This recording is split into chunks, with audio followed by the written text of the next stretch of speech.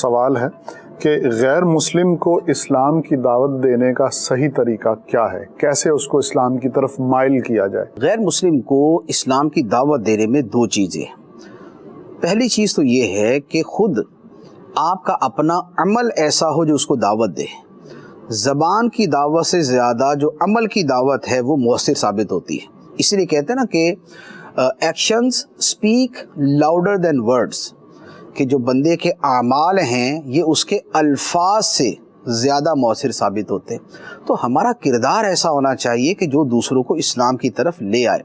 نبی پاک صلی اللہ علیہ وآلہ وسلم نے جو اپنی قوم کو اسلام کی دعوت دی تھی، تو نبی پاک علیہ السلام نے اس میں باقاعدہ فرمایا کہ میں تم میں لبثت فیکم عمرا افلا تعقلون، فرمایا کہ میں تم میں ایک زندگی گزار چکا ہوں، تو کیا تمہیں سمجھ نہیں؟ مراد یہ کہ میری زندگی اتنی تمہارے اندر گزر چکی ہے اور میں نے پوری زندگی کبھی جھوٹ نہیں بولا، کبھی خیانت نہیں کی، کبھی امانت کے اندر کوئی حق تلفی نہیں کی۔ اب اگر میں ایک دعویٰ کر رہا ہوں تو یہ جھوٹا نہیں ہوگا، یہ ایک سچے کا سچا دعویٰ۔ تو جو عمل ہوتا ہے اس کی دعوت الفاظ کی دعوت سے زیادہ طاقتور ہوتی ہے۔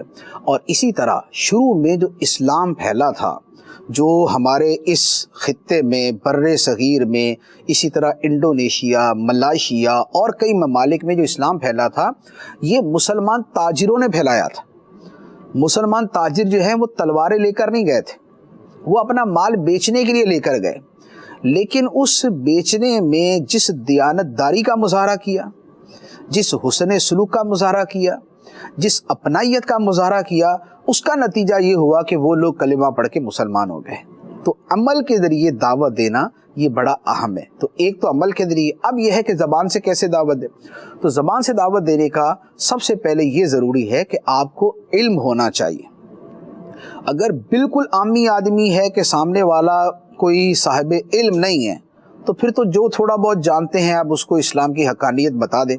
لیکن اگر سامنے کو ایسا انٹلیکچوئل ہے، پڑھا لکھا آدمی ہے کہ جس کو سادہ سی آپ دعوت دیں گے تو الٹا وہ اور کفر پہ پکا ہو جائے گا کہ آپ اس کی باتوں کا جواب ہی نہیں دے سکتے، تو پھر آپ پہلے علم سیکھیں اور علم سیکھ کر اسے دعوت دیں۔ اللہ کے بارے میں، اللہ کے نبی علیہ السلام کی سیرت کے بارے میں، اور قرآن کی جو اخلاقی تعلیمات ہیں اور اسلام کے احکام کی جو حکمتیں ہیں، اگر آپ کو یہ معلوم ہوگی تو آپ کے لیے دعوت دینا آسان ہوگا۔